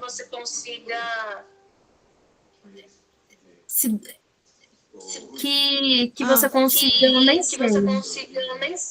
Eu também. Eu acolho você, eu valido o seu sentimento, mas seja gentil com você. Você tem que ser gentil com você. Tá? Enfim. O ser humano é mal mesmo, quando ele está assim, sei lá, fora da sua consciência, né? Porque uma pessoa dessa não me conhece, não sabe quem eu sou, o que eu sou capaz, e falar uns trem desse é muita coragem. É muito desamor. Mas, enfim, Cacilda, pode falar, Fabiana. Eu vejo assim no seu desabafo, Cacilda, eu não sei exatamente o que aconteceu, mas eu acredito que nós ainda precisamos acreditar. Porque senão não tem sentido estarmos na escola. Porque eu não sei qual área que é a sua, você é da saúde? Sou da saúde. Ah, eu imaginei. Porque quando as pessoas ficam assim muito bravas, né? Às vezes elas estão naquele limite de dor, elas querem que o problema seja resolvido. Eu convivo com algumas pessoas que não são da saúde também, mas a gente, enquanto educador, Cacilda, se a gente não acreditar na mudança, é quase que se a gente desse uma sentença, né? E aí, é mais Fabiana, difícil mudar, né, quando a gente já tem o sentimento cristalizado, mas eu acredito que esse é o nosso papel. Eu penso assim, quando é criança, tem como, mas e o adulto, quando ele fala que é pedra, tem que ser pedra, não pode ser pau. Cacilda, presta atenção. Eu vou só desativar seu som para não dar eco aqui, mas toda vez que você quiser abrir, você fala aí. Olha, isso que a Fabiana está falando, isso que você acabou de falar, vai responder. A importância da educação antirracista. Porque você, Cacilda, não acredita que um adulto, já com os dentes caindo, seja capaz de mudar a sua postura. Mas a educação antirracista, que acontece desde a primeira infância ali na educação básica, ela vai construir cidadãos mais conscientes. E pode até acontecer, então, não é fácil a gente entrar nos lares, para ensinar para esses pais e para esses adultos que todas as raças, a importância do respeito na questão étnico-racial. Mas se a gente ensina para a criança leva para dentro de casa. Eu já falei isso várias vezes, mas assim, e vocês percebam se em algum momento vocês passaram por algo semelhante. Quando eu era criança, a minha mãe atirava as coisas pela janela do carro. Era muito comum a gente estar viajando, estar na cidade, as pessoas atirando lixo pelas janelas do carro. Hoje isso não acontece com tanta frequência, porque isso aconteceu, a gente foi ensinar desde criancinha a que lixo é no lixo. E eu lembro de ter ações dentro da escola que eu estudava ali no ensino fundamental, depois ali até a 8ª série, que hoje é o 9º ano, de reciclar, de lixo é no lixo. E aí isso eu vim trazendo para dentro de casa, a ponto até de um dia de minha mãe abrir a janela para jogar o papel fora e falar: mãe, não é assim. Então, assim, é de pouquinho em pouquinho. E se a gente faz direitinho com a criança, direitinho com aquilo, com a nossa verdade, dando o máximo que a gente pode, dando a nossa verdade, o nosso melhor, isso vai fazer a diferença. E é uma questão cultural no sentido de geração. Isso vai sendo construído em tijolinhos, de geração em geração, entendeu? Então, hoje, os nossos filhos, os meus filhos e quem está em meio a essa educação antirracista, eles já vão conseguir ter um radar muito maior para falar: opa, isso não pode, isso fere a dignidade humana. Ou então, Cacilda, no mínimo, opa, isso é contra a lei, então eu não vou fazer, nem que seja pela força da lei. Consegue entender? Já que não vai ser movido pelo coração, vai ser movido por força de lei. E é por isso a importância da lei, para fazer as pessoas que não seguem por coração seguir pela lógica e pela razão. Tranquilo? Entendeu, Cacilda? Ok. E assim, Sim. a gente te respeita e a gente te acolhe, tá? Mas vamos fazer o nosso melhor, e é aí que a gente faz a diferença.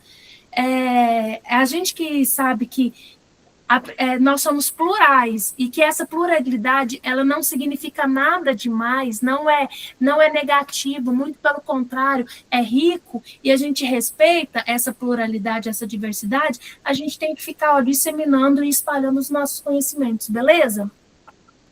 Gente, eu vou dar um intervalinho aqui de 5 minutos para eu pegar água e ir ao banheiro. Em 5 minutos a gente volta, pode ser? Eu vou colocar aqui no YouTube um cronômetro de 5 minutos, tá? E aí a gente volta para retomar essa aula, tá bom? Eu achei que eu ia conseguir cronômetro. Eu achei que eu ia conseguir, mas eu não vou conseguir, não. Tem que fazer esse intervalo.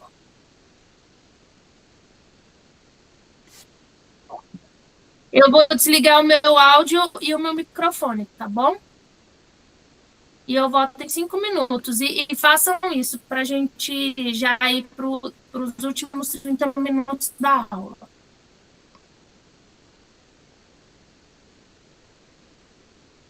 Mil itens no catálogo.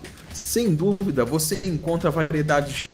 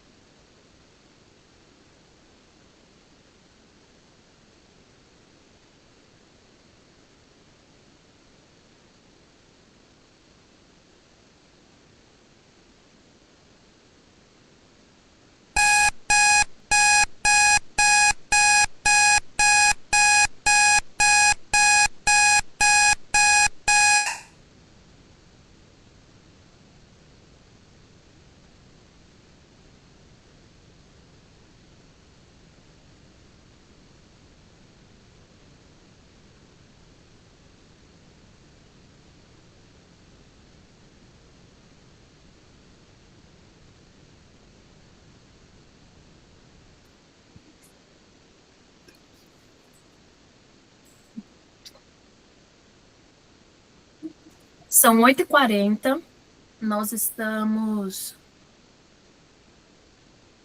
com a Ana Piccolo, Cacilda Maria, Eugênio Neto, Fabiana Silvério, Fernanda Fátima, Ivani Dias, Cananda, Luciana, Maria Alice, Marina Oliveira, Rosilene Aparecida, Estefânia Batista, Tiago César e Tiele Carolina. Retomemos aqui as discussões, né, sobre a questão do currículo. Do currículo da escola quilombola. Deixa eu pegar aqui.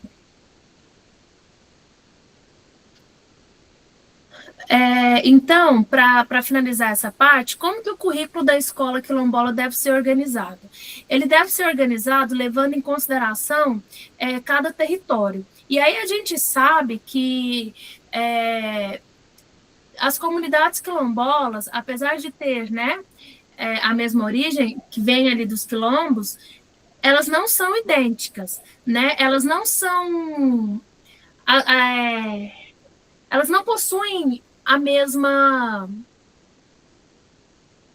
Por exemplo, uma pode ser forte na agricultura, a outra pode ser forte na ancestralidade, né? Elas são, em determinados pontos, elas têm a mesma origem, mas elas não são iguais, né? Elas se diferem,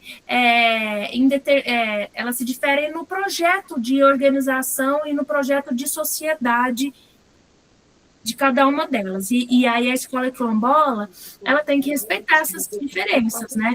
Ela tem que estar de acordo com a comunidade que está inserida. O que vai prevalecer numa comunidade quilombola não é a mesma coisa que prevalece na outra. Porque elas não são iguais, mas diferem entre si, de maneira que seus projetos de sociedade, de escola e de educação também podem variar. Assim sendo, as únicas coisas que igualam os descendentes de Quilombo é a sua ancestralidade e o enfrentamento, sobretudo, do racismo, por descender de um povo que foi tratado como animal por conta da escravização, né, por conta da sua cor de pele. E aí eles foram condenados à subalternidade e à exclusão, pois ser negro é ser excluído, e ainda na atualidade. Portanto, descender de pessoas negras que foram escravizadas, ser negro é lutar contra a subalternidade, a exclusão e o racismo. É reescrever a história do povo negro na sociedade. É superar o sentimento de inferioridade que foi causado nos sujeitos negros, nesses corpos, né? E um dos caminhos possíveis é através da educação escolarizada, de currículos como o da educação escolar quilombola. Currículo esse que reconhece a existência do racismo na sociedade, derrubando assim o mito da democracia racial e fornece um ensino que permite formar pessoas não racistas e antirracistas. Porque... presta atenção. Ah, não, mas eu não sou racista. Ok, você não pratica racismo, mas você é antirracista, você luta contra o racismo que é praticado por outra pessoa. Isso que é ser antirracista, tá bom? Não basta, é como eu já disse aqui, que a frase não é minha, ela é atribuída a Angela Davis. Não basta não ser racista, tem que ser antirracista, tá?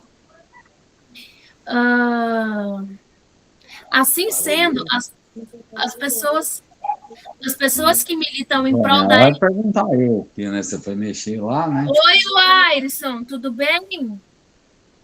Boa noite, e aí, como é que tá? Boa noite, tô bem. Você chegou agora?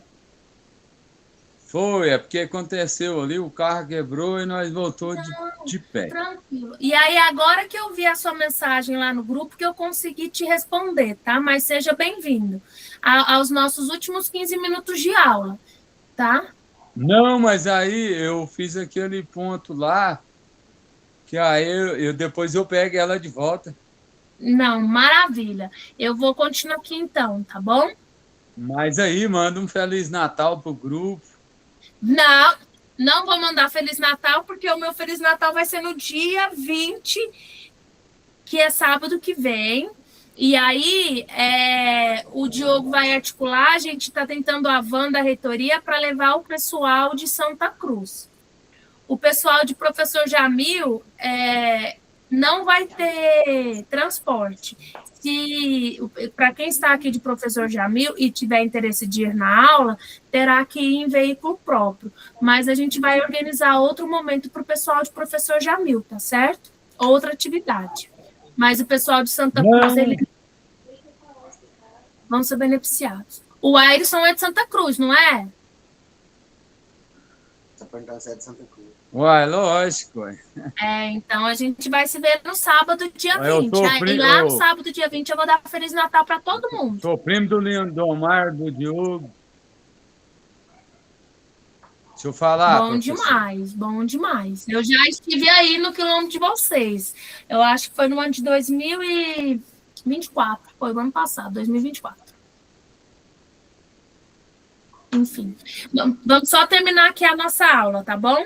Aí a gente vai para o bate-papo.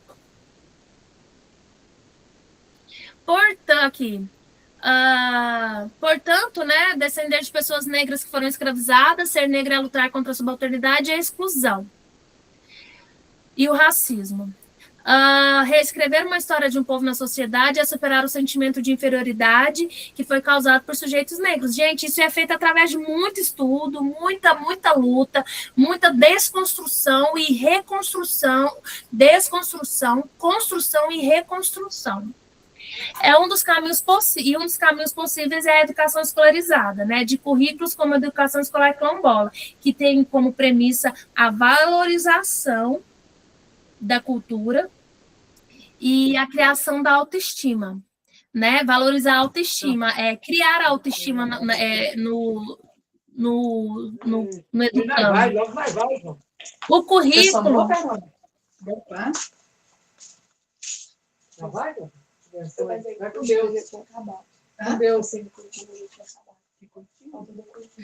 Currículo esse que reconhece a existência do racismo na sociedade, derrubando assim o mito da democracia racial e fornece um ensino que permite formar pessoas não racistas e antirracistas, assim sendo pessoas que militam em prol da erradicação da violência racista. Portanto, o currículo da educação escolar quilombola é antirracista, tá certo? Ele também é antirracista, mas é aquilo que a gente falou lá atrás, para ser educação escolar quilombola, tem que estar acontecendo dentro da escola, no território, tá bom? E aí, o que precisa de ter, né? Uma educação antirracista. De acordo com Cavalheiro, a educação antirracista, ela apresenta as seguintes características: reconhece a existência do problema racial na sociedade brasileira, busca permanente uma reflexão sobre o racismo e seus derivados no cotidiano escolar, repudia qualquer atitude preconceituosa e discriminatória da sociedade e no espaço escolar, e cuida para que as relações interpessoais entre adultos e crianças, negros e brancos, sejam respeitosas, não despreza a diversidade presente no ambiente escolar, utiliza-a para promover a igualdade, encorajando a participação de todos os alunos e alunas, ensina às crianças e adolescentes uma história crítica sobre os diferentes grupos que constituem a história brasileira, busca materiais que contribuam para a eliminação do eurocentrismo dos currículos escolares e contemplem a diversidade racial, bem como o estudo de assuntos negros. Pensa em meios e formas de educar para o reconhecimento positivo da diversidade racial e elabora ações que possibilitem o fortalecimento do autoconceito dos alunos e alunas pertencente aos grupos discriminados. E aí, só para arrematar... Agora, não compensava levar o João lá, porque eu fui pago. Só para a gente fechar aqui, dessa maneira, uma educação antirracista busca não somente combater o racismo, mas toda a forma de preconceito e discriminação e violência. É uma educação que visa a inclusão, o diálogo e a participação de todos, independente de serem negros ou não. É uma educação que trabalha em prol da equidade, porque nós vimos aqui, né, a diferença entre equidade e igualdade, nos espaços escolares e na sociedade. Assim sendo, o currículo da educação escolar quilombola é um currículo antirracista, ele deve abordar, para além dos conhecimentos sobre a população negra quilombola, conhecimentos sobre a população negra de maneira geral, e sobre os demais grupos que compõem a sociedade brasileira, apesar de dar ênfase ao grupo negro, especialmente aos descendentes de quilombo. No artigo 35, reza que o currículo da educação escolar quilombola, obedecidas as diretrizes nacionais definidas para todas as etapas da modalidade básica da educação, deverá garantir ao educando o direito de conhecer o conceito, a história dos quilombos no Brasil, o protagonismo do movimento quilombola e do movimento negro, assim como seu histórico de lutas, implementar a educação das relações étnico-raciais e o ensino da história e da cultura afro-brasileira e africana, nos termos da Lei 9.394, que é a LDB, né?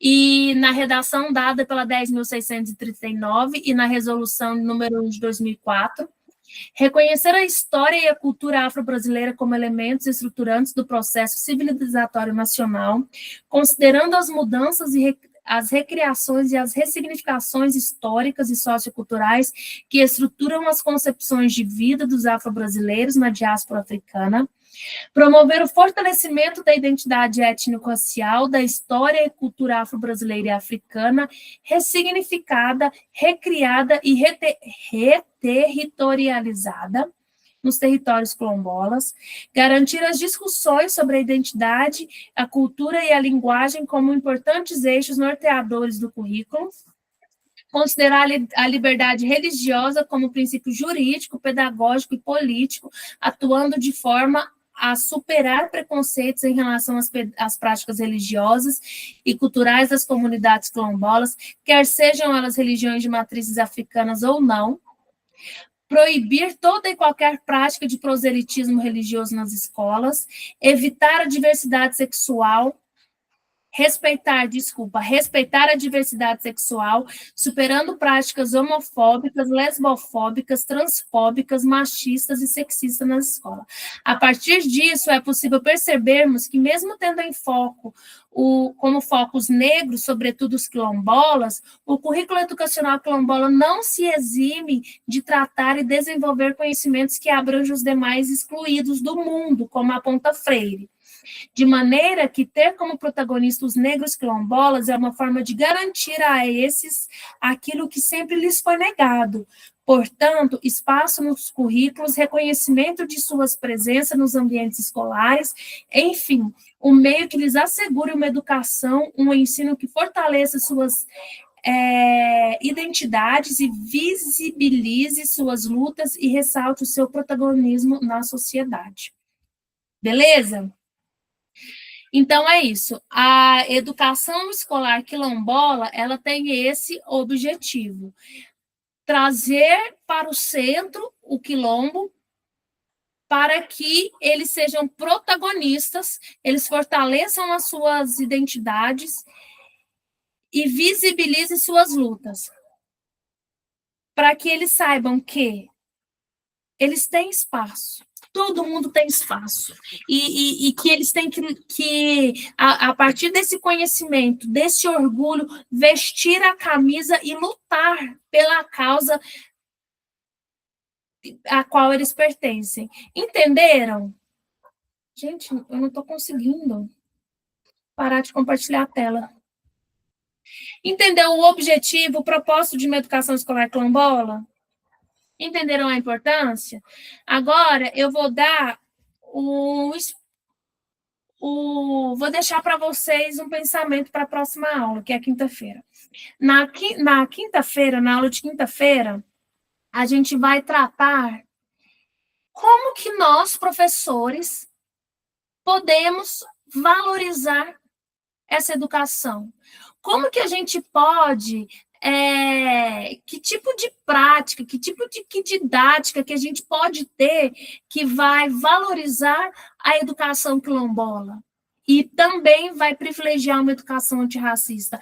Esse é o nosso diálogo de encerramento da nossa disciplina. Tranquilos? Beleza até aqui?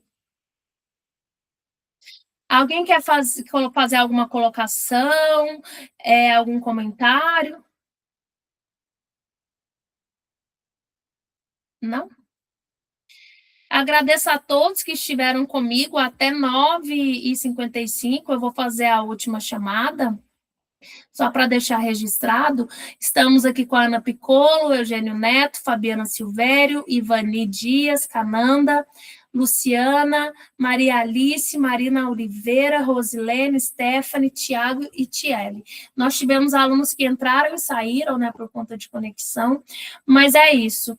Para a gente fechar a nossa disciplina, né, a gente viu ali os marcos legais, vimos o que é uma educação antirracista, o que é uma educação quilombola, né, vimos aí o que precisa de fato ser melhorado para que esses, né, quais são de fato os desafios que nos impedem de ter sucesso, né, ou não que nos impedem, mas que dificultam o nosso sucesso, né, ou que atrapalham o nosso sucesso nessa modalidade escolar. E aí a gente vai falar sobre, apesar dos desafios, o que pode ser feito, que pode vir a dar certo, apesar de todas as dificuldades enfrentadas. Então, reflitam sobre isso, e na quinta-feira eu aguardo vocês aqui, nesse mesmo canal, 7h da noite, tá certo? Tá bem. Tchau, muito obrigada, galera. Boa noite, boa noite. Abraço, eu vou parar a gravação e obrigada, certo? Muito obrigada.